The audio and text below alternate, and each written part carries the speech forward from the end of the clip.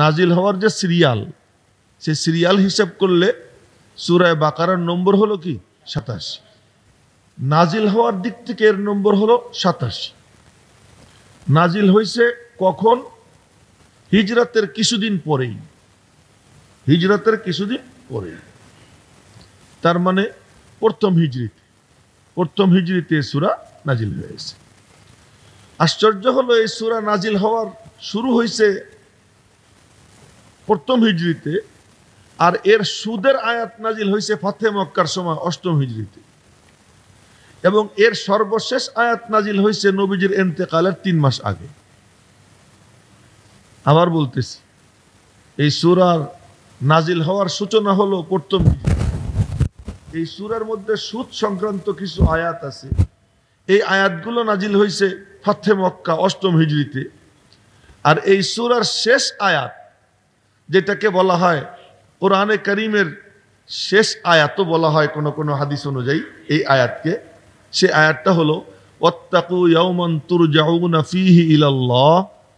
এই আয়াতটা নাজিল হয়েছে নবীজির ইন্তেকালের 3 মাস আগে। তাহলে এই সূরা নাজিল হওয়ার মানে কতটা লম্বা জামানা, বলতে গেলে আমরা বলতে পারি একটানা 10 বছর যাবত এই সূরাটা নাজিল হয়েছে, এই সূরা বাকারা। তো এই সূরা নাজিল হয়েছে কোথায়? মদিনা মুনাব্বরায়। অতএব এই সূরা মাদানী সূরা, দেখবেন লেখা আছে মাদানিয়াতুন, সূরা মাদানী সূরা। তো এর আপনার রুকু হলো কত? 40 রুকু আছে, 40টা রুকু আছে। তো আমরা আজ সূরা বাকারায় প্রবেশ করব। 1 নম্বর কথা গেল। 2 নম্বর কথা, এই সূরার নাম সূরা বাকারা কেন? সূরার নাম সূরা বাকারা কেন? বাকারা মানে গাভী, তো গাভীর সূরা, গাভীর সূরা নামকরণ কেন করা হয়েছে? এর নাম কি নবীজি রাখছেন না আল্লাহ রাখছে? কে রাখছেন? সুবহানাল্লাহ। কোন সূরার মধ্যে কোন নবীর নাম আসছে? তা আল্লাহ পাক বলছেন এই সূরার নাম আমার নবীর নামে সূরার নাম। যেমন সূরা ইয়াসিন, এর মধ্যে কত আয়াত, কিন্তু নবীজির নাম ইয়াসিন, সূরার নাম ইয়াসিন না? সূরা তহা কত লম্বা সূরা, কিন্তু শুরুতে তহা আসছে, নবীজির নাম। আল্লাহকে সূরার নামই কি? তহা। এক সূরার মধ্যে আসছে আল্লাযীনা আমানু ওয়া আমিলুস সলিহাতি ওয়া আমানু বিমা নুজিলা আলা মুহাম্মদ, নবীজির নাম আসছে মুহাম্মদ, আল্লাহকে সূরার নামও মুহাম্মদ। এরকম মাহবুব কোনো কিছু এসে গেলে তখন ওই নামেই সূরার কি হয়? নামকরণ হয়। সূরা বাকারার মধ্যে বহু কিছু আছে, সুদের আয়াত আছে, বিভিন্ন হজের নিয়মাবলীর কথা আছে, আহকাম আছে। আর সেখানে এই সূরার নাম সূরা বাকারা কেন? মজাদার ঘটনা একটা সূরা বাকারা, গাভীর ঘটনা। সেই গাভীর ঘটনা হলো, যখন আসবে তখন বিস্তারিত জানবো। এখন সংক্ষেপে শুধু জেনে নেই যে বনী ইসরাইলরা এক লোককে খুন করলো। তো খুন করার পরে খুনিকে জিজ্ঞেস করার পরে কয় যে অস্বীকার করে, কেউ নাম বলে না। তখন আল্লাহর পক্ষ থেকে হুকুম হয়, মুসা আলাইহিস সালামকে আল্লাহ বললেন ওদেরকে বলো একটা গাভী জবাই করে ওই গাভীর এক টুকরা গোশত কাইটা ওই মৃত্যু ব্যক্তির গায়ে মারবে, তো সে জিন্দা হয়ে হত্যাকারীর নাম বলে আবার মারা যাবে। তো এই কথা বলার পরে ওরা কয় কি, কলু ইয়া মুসা, ও মুসা কি একটু বইলে দাও তো গাভীটা কেমন। এই যে শুরু হইলো গুতাগুতি। শেষ পর্যন্ত এই গাভী কিনতে তাদের কি শর্তে কিনতে হয়েছে? যে ওই গাভীর চামড়া ভর্তি স্বর্ণ দিয়ে পরে গাভী কিনা লাগছে। এই জন্য প্রশ্ন করলে জটিলতার সৃষ্টি হয়। যাই হোক, ওইটা তো যখন আসবে তখন বলবো। এই জন্য এই সূরার নাম কি? সূরা বাকারা। যেহেতু গাভীর একটা ঐতিহাসিক ঘটনা এর মধ্যে বর্ণিত হয়েছে, এই জন্য সূরা বাকারার নামে এই সূরার নামকরণ করা হয়েছে। এই সূরার সাথে সূরা ফাতিহার সম্পর্ক কি? পূর্বের সূরার সাথে এই সূরা ফাতিহার পরে সূরা বাকারা আল্লাহ পাক কেন সেট করলেন? এখানে তো সূরা আলে ইমরানও হইতে পারত, এখানে তো মক্কি সূরা আরো কত ছিল, সে কোনো একটা মক্কি সূরা এখানে সেট হইতে পারত। কিন্তু সূরা বাকারার শেষে আল্লাহ পাক মানে সূরা ফাতিহার শেষে সাথে সাথে সূরা বাকারাকে কেন সেট করলেন? নিশ্চয়ই দুইটার মধ্যে গভীর সম্পর্ক আছে। কি সেই সম্পর্ক? সম্পর্ক তো পরিষ্কার, তোমরা দোয়া করছো ইহদিনাস সিরাতাল মুস্তাকিম, আল্লাহ তুমি আমাদেরকে সিরাতে মুস্তাকিমের হেদায়েত দাও, হেদায়েতের পথ দেখাও।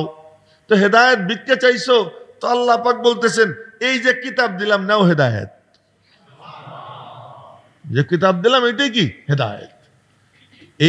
এই সম্পর্কের কারণে সূরা বাকারাকে সূরা ফাতিহার সাথে সাথে আনা হয়েছে। কথাটা কি আপনাদের কাছে পরিষ্কার হয়েছে? ইহদিনাস সিরাতাল মুস্তাকিমের মধ্যে বান্দা কি আবেদন করছে? আল্লাহ আমাদেরকে হেদায়েতের পথ দেখাও, সিরাতে মুস্তাকিম দেখাও। তো হেদায়েত কি দিয়ে পাবা? আল্লাহ পাক বলতেছেন জালিকাল কিতাব, এই কিতাব ধরো, হেদায়েতের পথ পেয়ে যাবা। তো এই জন্য সূরা ফাতিহার পরে সূরা বাকারাকে আনা হয়েছে। সূরা বাকারার ফজিলত খুব মনোযোগ দিয়ে শুনবো। এখন কয় নম্বর কথা বলতেছি? 3 নম্বর কথা, সূরা বাকারার ফজিলত। সূরা বাকারার ফজিলত কি?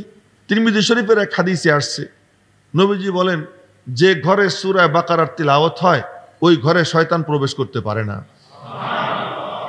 সূরা বাকারার তিলাওয়াত যে ঘরে হয় সেই ঘরে শয়তান প্রবেশ করতে পারে না, এক ফজিলত।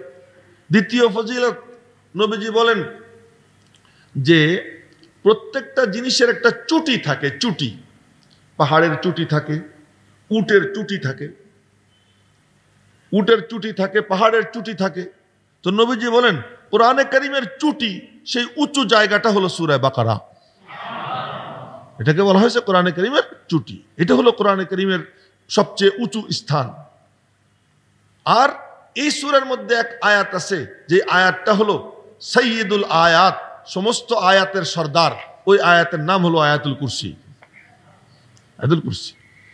তো এই সূরা বাকারা এমন, এই সূরা বাকারা এত শানদার সূরা যে যখন নাকি জিবরাইল আমিন আলাইহিস সালাতু ওয়াস সালাম নবীজির পাশে দাঁড়ানো, আর ওখানে নবীজি বসা আছেন, হঠাৎ করে জিবরাইল আসমানের দিকে তাকাইলেন। তা আসমানের দিকে তাকাইলেন, নবীজি বললেন জিবরাইল কি দেখতেছো? তা আজ আসমানের একটা গেট উন্মুক্ত হয়েছে, যে গেটটা আর কখনো উন্মুক্ত হয়নি। অপেক্ষায় আছি দেখি এই গেট দিয়ে কি আসে। তো একটু পরেই কিছুক্ষণের মধ্যে এক ফেরেশতা এসে হাজির, যে ফেরেশতা আর কোনোদিনও আসেননি। এই ফেরেশতা হাজির, আইসা বলতেছে যে আল্লাহ পাক আমাকে পাঠাইছেন, আজ আপনাকে এমন 2টা নিয়ামত দান করা হবে, যেই 2টা নিয়ামত আর কোনোদিন কোনো নবীকে দেয়া হয়নি। কি সেই 2 নিয়ামত? এক নিয়ামত হলো সূরা ফাতিহা, আর এক নিয়ামত হলো সূরা বাকারার শেষ 2 আয়াত। এই সূরা বাকারার শেষ 2 আয়াত এবং সূরা ফাতিহা দুইটার মধ্যে দোয়া। এই আয়াত যারা পাঠ করবে, এই সূরা ফাতিহার এই দোয়া যারা করবে, আল্লাহ পাক তাদের দোয়া কবুল করবেন। অন্য এক হাদিসে আসছে যে আল আয়াতানে মিন আখিরি সূরাতিল বাকারা মান ক্বারাআহুমা কাফাতাহু। নবীজি বলেন সূরা বাকারার শেষ 2 আয়াত যে তিলাওয়াত করবে তার জন্য যথেষ্ট হয়ে যাবে। আর এক হাদিসে আসছে কোন ব্যক্তি যদি সূরা বাকারার শেষ 2 আয়াত তিলাওয়াত করে, তো ওই ব্যক্তির নাম লাম ইউকতাব মিনাল গাফিলিন, তার নাম গাফেলদের অন্তর্ভুক্ত হবে না, বরং তার নাম আল্লাহ পাক জাকিরিনদের লিস্টে লিখে ফেলবেন। যে সূরা বাকারার শেষ 2 আয়াত তিলাওয়াত করবে। এই শেষ 2 আয়াত কি? এটা তো নিশ্চয়ই আপনাদের জানা আছে। আমানার রাসূলু বিমা উনজিলা ইলাইহি মির রাব্বিহি ওয়াল মুমিনুন কুল্লুন আমানা বিল্লাহি ওয়া মালাইকাতিহি ওয়া কুতুবিহি ওয়া রুসুলিহি লা নুফাররিকু বাইনা আহাদিম মির রুসুলিহি ওয়া ক্বালু সামি'না ওয়া আতা'না গুফরানাকা রাব্বানা ওয়া ইলাইকাল মাসীর। এক আয়াত। লা ইউকাল্লিফুল্লাহু নাফসান ইল্লা বুসআহা লাহা মা কাসাবাত ওয়া আলাইহা মাকতাসাবাত রব্বানা লা তুআখিযনা ইন নাসিনা আও আখতানা রব্বানা ওয়া লা তাহমিল আলাইনা ইসরান কামা হামালতাহু আলাল্লাযীনা মিন ক্বাবলিনা রব্বানা ওয়া লা তুহাম্মিলনা মা লা তাকাতা লানা বিহি ওয়া'ফু আন্না ওয়াগফির লানা ওয়ারহামনা আনতা মাওলানা ফানসুরনা আলাল কওমিল কাফিরিন। এই 2 আয়াত, এই দুই আয়াত যে তিলাওয়াত করবে রাত্রে, তো আল্লাহ পাক তার নাম জিকিরকারীদের অন্তর্ভুক্ত করে দিবেন, তাকে আর গাফেল হিসেবে তার নাম লেখা হবে না। মুসলিম শরীফের এক হাদিসে আসছে, নবীজি ইরশাদ ফরমান যে তোমরা ইকরাউ যাহরাওয়াইন, ইকরাউ আয-যাহরাওয়াইন, যাহরাওয়াইন মানে দুই ফুলেল সূরা। ফুলেল ফুলেল ফুলেল কি মানে ফুল সুন্দর না, ফুল সুন্দর। তো নবীজি বলতেছেন ফুলের মতো দুইটা সূরা তোমরা সূরা দুইটা পড়ো। কি কি? সূরা বাকারা এবং সূরা আলে ইমরান, এই দুই সূরা তোমরা তিলাওয়াত করো। ইয়া রাসূলুল্লাহ কি হবে? এই দুই সূরা যদি তিলাওয়াত করো তো কিয়ামতের দিন এই মেঘের মতো তোমাদের উপরে আসবে। আর এক রিওয়ায়াতে আসছে যে দুই পাখনা নিয়ে উঠতে উঠতে আসবে এবং যারা তিলাওয়াত করবে তাদের পক্ষে আল্লাহ পাকের সঙ্গে ঝগড়া করবে এই দুই সূরা, যারা এই দুই সূরা তিলাওয়াত করবে। সেই সূরা বাকারা আমরা শুরু করতে যাচ্ছি। বিসমিল্লাহির রহমানির রহিম। এখন যদি সূরা বাকারার সারসংক্ষেপ বলতে যাই, সূরা বাকারায় কি কি আলোচনা হয়েছে সুবহানাল্লাহ, এর জন্য মানে কয়েকদিন লাগবে, অনেক দীর্ঘ এই সূরা, বিভিন্ন বিষয়। শুধু এতটুকু বলি যে সূরা বাকারার মধ্যে ম্যাক্সিমাম হুকুম আহকাম, কি করণীয়, কি করতে হবে, হজের ব্যাপারে, নামাজের ব্যাপারে, যাকাতের ব্যাপারে, সুদের ব্যাপারে, বিভিন্ন ব্যাপারে সূরা বাকারার মধ্যে কি হুকুম আহকাম সংক্রান্ত আলোচনা আছে। সূরা বাকারার মধ্যে মানুষ কয় প্রকার, কি কি তার আলোচনা আছে। মানুষ কয় প্রকার, কয় শ্রেণীর মানুষ হয়, এর আলোচনা আছে। বিভিন্ন ধরনের আলোচনা আছে, আমরা ইনশাল্লাহ ধীরে ধীরে দেখব। আপনাদের মনে আছে আমি একটা মিল বয়ান করছিলাম শুরুতে, যে সূরা ফাতিহার মধ্যে আমরা কি বলছি? ইয়াকা নাবুদু, অবশ্যই আমরা তোমার ইবাদত করি। ওয়ালা নাবুদুল বাকারা, গাবের ইবাদত করি না যেমন ইহুদিরা করে। এটা হলো সূরা বাকারার সাথে সূরা ফাতিহার মিল। আমরা বলতেছি ইয়াকা নাবুদু, আমরা তোমারই ইবাদত করি। লা কাল ইয়াহুদ, ইহুদির মতো না। কেন? ইহুদিরা কি করে? ইয়াবুদুন আল বাকারা, ওরা কিসের ইবাদত করে? গাভীর ইবাদত করে। আমরা গাভীর ইবাদত করি না। এই দৃষ্টিকোণ থেকেও সূরা বাকারাটা সূরা ফাতিহার পরে আসাটা কি যুক্তিযুক্ত, এই জন্যই আনা হয়েছে। চলুন এবার আমরা প্রবেশ করি সূরা ফাতিহার মধ্যে। বিসমিল্লাহির রহমানির রহিম। বিসমিল্লাহর তরজমা আর বলবো না। আলিফ লাম মিম।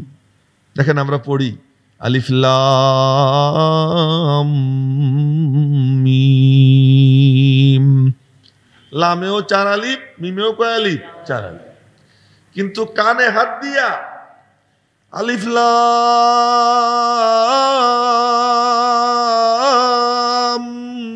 মিম ফ্রি স্টাইল টানলাম। এই ফ্রি স্টাইল টানার আর এরকম টানলে কিন্তু আল্লাহু আকবার কয়ে ওঠে। এরকম টান দিলে কি সব আল্লাহু আকবার বলে। এই যেমন কথার কথা, আমি এই যে সূরা ফাতিহা পড়লাম, ওয়ালাদ-দাল্লিন কয় আলিফ? 4 আলিফ টান। এখন আমি টানতেছি 4 আলিফ টান কি হয়? ওয়ালাদ-দাল্লিন। এই একটা আঙ্গুল স্বাভাবিকভাবে আসতে যতক্ষণ লাগে 1 আলিফ, এ হলো নিয়ম। কিন্তু টানতেছি কি?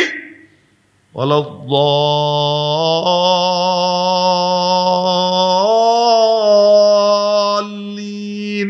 গলার রকটকটাই না, এর কোনো অনুমতি নেই। এই ফ্রি স্টাইল টানাটানির কোনো অনুমতি নেই। ওয়ারাত্তিলিল কুরআন তারতিলা, তার তিলের সাথে যেমন পড়া উচিত ওই রকম টানো। তোমার মন মতো যেমন মনে চায় তেমন টানবা। কোরআন শরীফ ফ্রি স্টাইলের কোনো অনুমতি নাই। ও ভাই, আমরা বর্তমানে অনেক কেরাত শুনি, এই যে কানে হাত দিয়ে যে ঝাঁকতে ঝাঁকতে একদম একবার আওয়াজ নিচে নামায়, একবার আওয়াজ উপরে উঠায়, একবার টানতে টানতে কিয়ামত করে দেয়, আবার একটু হালকা স্বরে পড়ে, বিভিন্ন স্টাইলে। এই যেটা আছে, মুফতি সাহেবদের কাছে এর কোনো অনুমতি নেই। কোরআনে কারীম পড়বে সাবলীল ভাবে, স্বাভাবিকভাবে, হ্যাঁ সুন্দর করে পড়বে। যার যেমন সুন্দর আওয়াজ আল্লাহ তাআলা দিয়েছেন ওইরকম সুন্দর করে কি করে পড়বে। আমার যতটুকু আওয়াজ আছে আমি তাই দিয়ে পড়বো। আলিফ লাম মিম পড়লাম। প্রথমেই আলিফ লাম মিম, কাযালিকাল কিতাব আগে আনা গেল না? আলিফ লাম মিম আগে কেন আনা হলো? রব্বুল আলামিন বললেন আলিফ লাম মিম বলো। তার মানে আলিফ একটা অক্ষর, লাম একটা অক্ষর, মিম একটা অক্ষর, 3 অক্ষর। এগুলোকে বলে কাটা কাটা অক্ষর। কি অক্ষর? আরবিতে বলে হুরুফে মুকাত্তাআত। মুকাত্তাআত মানে কাটা কাটা অক্ষর, আলাদা আলাদা এক একটা অক্ষর। তো আলাদা আলাদা 3 অক্ষর।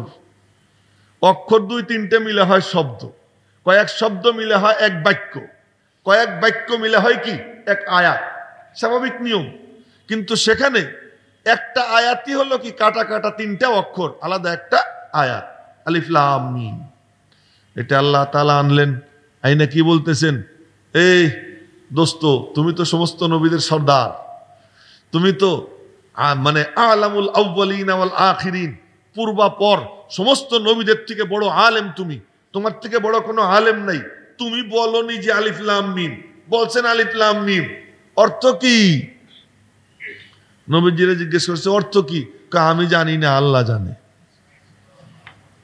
আমি জানি না, কে জানে? আল্লাহ। আল্লাহু আ'লামু বিমুরাদিহি, আল্লাহ পাক ভালো জানেন, আমি জানি না।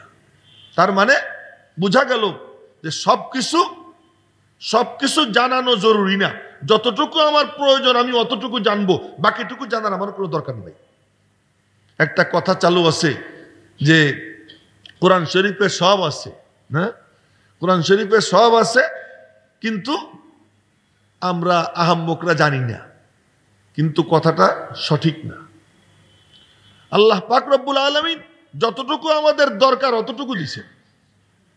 আমার যেটা প্রয়োজনের বাইরে ওটা আমার দরকার নেই। তার প্রমাণ আলিফ লাম মিম এর তর্জমা জানার তোমার কোনো দরকার নেই, তুমি শুধু বলবা আলিফ লাম মিম। যদি ব্যাখ্যাকে কেউ করে থাকে, ব্যাখ্যা করলে করছে, সেটা তার নিজের মাথার মধ্যে আসছে বলছে, ওইটার উপর বিশ্বাস করা জরুরি না। এইটাই আল্লাহর মুরাদ, এ কথা কেউ বলতে পারবে না। যদি আলিফ লাম মিমের ব্যাখ্যা কেউ করে থাকে, তাফসীরের কিতাবে আছে, ব্যাখ্যা করছে। যেমন এক ব্যাখ্যা আসছে আলিফে আল্লাহ, লামে জিব্রাইল, মিমে মুহাম্মদ, এক ব্যাখ্যা আছে। তো আলিফে আল্লাহ ওহী আসছে কার কাছ থেকে? আল্লাহর কাছ থেকে। লামে জিব্রাইল কার মাধ্যমে? জিব্রাইলের মাধ্যমে। মিমে মুহাম্মদ কার কাছে? মুহাম্মদুর রাসূলুল্লাহ সাল্লাল্লাহু আলাইহি ওয়াসাল্লামের কাছে। তো মিনাল্লাহ বিওয়াসিতাতি জিব্রাইল ইলা মুহাম্মাদির রাসূলুল্লাহ সাল্লাল্লাহু আলাইহি ওয়াসাল্লাম। এইটা কেউ কেউ ব্যাখ্যা করছেন, কিন্তু এই ব্যাখ্যা তাফসীর না, এটাকে বলা হয় তাবিল। মনে রাখবেন, এটা বলা হয় কি? তাবিল। তাবিল চিন্তা ভাবনা করে সম্ভাব্য এর একটা ব্যাখ্যা এমন হতে পারে, এতটুকু বলা। তাফসীর কাকে বলে? তাফসীর বলা হয় এইটাই ব্যাখ্যা। এই দুইয়ের মধ্যে আসমান জমিন পার্থক্য। তাফসীর কাকে বলা হয়? শুরুতে বলছিলাম, তাফসীর বলা হয় আল্লাহ পাকের যে মুরাদ, আল্লাহ যেটা বুঝাইতে চাইছেন, এর উপরে পড়ে থাকা যে পর্দা, সেই পর্দা সরিয়ে দেওয়ার নাম হলো কি? তাফসীর। এজন্য আলিফ লাম মিমের মুরাদ কি আল্লাহ ছাড়া কেউ জানে না। সম্ভাব্য একটা ব্যাখ্যা কি? সেটা যে আলিফে আল্লাহ, লামে জিব্রাইল, মিমে মুহাম্মদ সাল্লাল্লাহু আলাইহি ওয়াসাল্লাম। বলেন না সবাই সাল্লাল্লাহু আলাইহি ওয়াসাল্লাম? একদম মন খুইলা অন্তর থেকে জুবান ছাইড়ে দিয়া বলবো সাল্লাল্লাহু আলাইহি ওয়াসাল্লাম। হ্যাঁ, নূর পয়দা হয় এর দ্বারা। এর দ্বারা কি আসে? ভিতরে নূর আসে।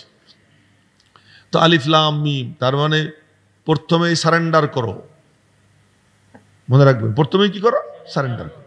আমি জানি না, আলিফ লাম মিম আমি জানি না, জানে একমাত্র আল্লাহ। ইলম আমার কাছে নাই, ইলম একমাত্র আল্লাহর কাছে। আমি মূর্খ, আমি জানি না, ইলম আমার না, ইলম আল্লাহর সিফাত। তুমি বলো যে আমার কাছে কোনো ইলম নাই, ইলম কার কাছে? আল্লাহ। দেনওয়ালা আল্লাহ।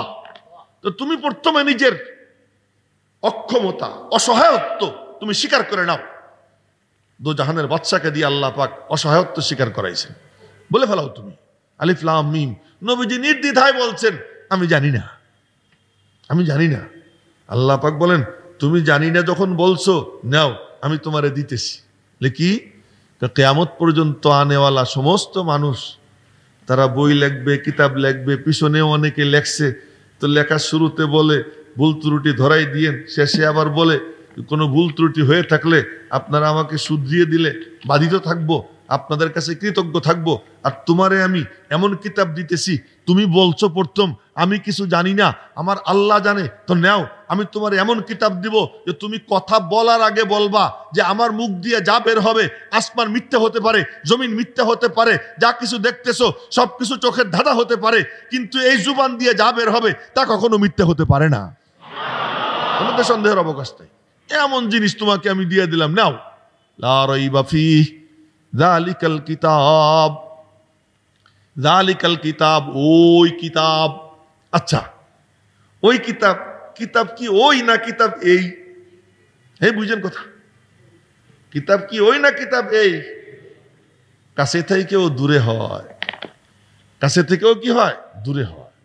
যখন কোনো কিছুর মহানত্ব বুঝাইতে হয় তখন কাছের জিনিসকে দূরের শব্দ দিয়া এর মহানত্বকে তুলে ধরা হয় কোরআনে কারীমের ভাষায়। কখনো কখনো একক সত্তাকে উপরে তুলে ধরার জন্য বহু বচন ব্যবহার করা হয়। যেমন আল্লাহ পাক রব্বুল আলামিন ইন্না নাহনু নাজ্জালনা যিকরা। আল্লাহ কি একজন না কয়েকজন? আস্তাগফিরুল্লাহ, আল্লাহ তো একাই না, কিন্তু কি বলছেন? ইন্না, বহু বচন ব্যবহার করছেন কেন? আল্লাহ পাকের সত্তার মহানত্ব বোঝানোর জন্য। ঠিক তেমনি ভাবে হাজা মানে এই, কিন্তু জালিকা মানে হলো ওই। কিন্তু আল্লাহ পাক এখানে হাজার জায়গা জালিকা ব্যবহার করছেন, তার মানে এই সুমহান কিতাব, এই কিতাবের মহানত্ব বোঝানোর জন্য কাছের শব্দ বাদ দিয়ে দূরের শব্দ ব্যবহার করেছেন। আরবিতে হাজা মানে এই, আর জালিকা মানে কি? ওই। ওই বোঝানোর জন্য কি ব্যবহার হয়? জালিকা। কষ্ট হইতেছে নাকি আপনাদের? হ্যাঁ, মনোযোগ দিয়ে শুনতে হবে, কোরআন কারীমের তাফসীর তো না। হাজা মানে এই, আর জালিকা মানে কি? ওই। তো এখানে তো কিতাব তো সামনে, তো বলার দরকার ছিল তো হাজা, কিন্তু কিতাবের মহানত্ব বোঝানোর জন্য আল্লাহ পাক জালিকা শব্দ কি করছেন? প্রয়োগ করেছেন। জালিকাল কিতাব, এই সুমহান কিতাব, লা রাইবা ফীহ, এর মধ্যে সন্দেহের বিন্দু মাত্র কোনো অবকাশ নাই, কোনো অবকাশ নাই। হুদাল লিল মুত্তাকিন, এটা মুত্তাকির জন্য হেদায়েত। এখন আসেন, মুত্তাকির জন্য হেদায়েত মানে কি? এই কিতাব হেদায়েত কাদের জন্য? মুত্তাকি। মুত্তাকি মানে যার অন্তরে আল্লাহর ভয় আছে, সে চাই মুমিন হোক আর না হোক। ভালো করে বুঝুন, যার অন্তরে কি আছে? পরকালের চিন্তা আছে, ভয় আছে, আমার মরে যেতে হবে, আমার স্রষ্টার সামনে দাঁড়াইতে হবে, হিসাব নিকাশ দিতে হবে। সে যদি কাফেরও হয়, সে যদি হিন্দুও হয়, সে যদি খ্রিস্টানও হয়, তার সামনে যখন কোরআনে কারীম পেশ করা হবে তো সে আল্লাহ পাক তাকে হেদায়েত নসিব করে দিবেন। হুদাল লিল মুত্তাকিন, এ হলো এক। আর একটা হলো হুদাল লিল মুত্তাকিন, আমরা মুত্তাকি বলি কারে? ভালো মানুষে। মুত্তাকি বলতে কাদের বুঝাই? দিনদার, নেককার, আল্লাহওয়ালা, বুজুর্গ, তাদেরকে কি বলি? মুত্তাকি বলি। মুত্তাকি পরহেজগার। তো হুদাল লিল মুত্তাকিন মানে কি? আরে মুত্তাকি হয়ে তুমি ফুলে যেও না, তোমারও হেদায়েতের দরকার আছে। তুমি আল্লাহর কাছে হেদায়েতের দোয়া করতে থাকবা, তোমারও হেদায়েতের প্রয়োজন। তুমি পরহেজগার হয়ে গেছো আর মনে করছো তুমি হেদায়েতের আর তোমার দরকার নাই, বলে না না না, যে যত উপরে ওঠে তার হেদায়েতের তত দরকার হয়। এজন্যই তো নবীও দোয়া করতেন। কি দোয়া করতেন? রব্বানা লা তুজিগ কুলুবানা বাদা ইদ হাদাইতানা। হে আল্লাহ, হেদায়েত যখন দিয়ে দিছো এরপরে আর আমার দিলটারে বেকা কইরা দিও না, আমার দিলটারে বেকা কইরা দিও না, দিলটাকে সুজাই রাখো। সিরাতে মুস্তাকিমের উপর যখন উঠেইছো এর উপরই রেখে দিও, এখান থেকে হটাইও না, দিলটাকে বাঁকা বানাইয়া দিও না। এই দোয়া আল্লাহ পাক শিখিয়ে দিয়েছেন। কি করো? এই দোয়া করো। তো হুদাল লিল মুত্তাকিন, এই কোরআনে কারীম মুত্তাকির জন্য হেদায়েত। এখন প্রশ্ন হলো, কিতাব হেদায়েত, আয়াত কি হেদায়েত না? এ ভালো করে বুঝেন। কিতাব হেদায়েত, তো কিতাব তো হলো একদম আলহামদু শরীফ থেকে শুরু করে মিনাল জিন্নাতি ওয়ান নাস পর্যন্ত কিতাব। তার মানে কি কোরআন শরীফ পুরোটা হইলে পরে হেদায়েত হবে? না না না। হেদায়েত কি? যার উপরে কোরআনের ইতলাক হয়, যেটাকে কোরআন বলা যায়, আতনা মা ইউতলাকু আলাইহিল কোরআন, যার উপরে যতটুকুর উপরে কোরআন শরীফ এটা প্রয়োগ করা যায় যে এটা কোরআন, সেইটাই আল্লাহ পাক ওইটাকে হেদায়েত বানিয়ে দিয়েছেন, কম হোক আর বেশি হোক। এই জন্য নামাজের মধ্যে সূরা ফাতিহার সাথে সূরা মিলানো ওয়াজিব। হ্যাঁ, সূরা মিলানো কি ওয়াজিব। কতটুকু বলে, যতটুকু হইলে তারে কোরআন বলা যায় অতটুকু মিলাইতে হবে। এই জন্য বড় আয়াত হলে এক আয়াত, ছোট আয়াত হলে কয় আয়াত? 3 আয়াত। কেন? হেদায়েত, তুমি তো হেদায়েতের জন্য দাঁড়াইছো। এই ভালো করে বুঝেন, তুমি নামাজে কিসের জন্য দাঁড়াইছো? হেদায়েতের জন্য দাঁড়াইছো। হানাফি মাযহাবের নিয়ম কি? যে বড় এক আয়াত অথবা ছোট 3 আয়াত। কি কারণে? বড় এক আয়াত যথেষ্ট, আর ছোট 3 আয়াত মিলা বড় এক আয়াতের সমান হয়ে যায়। সুতরাং তুমি যে হেদায়েতের দরখাস্ত করছো, ইহদিনাস সিরাতাল মুস্তাকিম, এই দরখাস্তের পরে কিতাব তোমাকে দিয়ে দিলাম, তুমি যখন অতটুকু মিলাবা আল্লাহ পাক তোমাকে হেদায়েত নসিব করে দিবেন। কথা বুঝে আসছে? হুদাল লিল মুত্তাকিন। আজকে এই পর্যন্ত থাক। সুবহানাল্লাহি ওয়া বিহামদিহি, সুবহানাকাল্লাহুম্মা ওয়া বিহামদিকা, আশহাদু আল্লা ইলাহা ইল্লা আনতা, আস্তাগফিরুকা ওয়া আতুবু ইলাইক।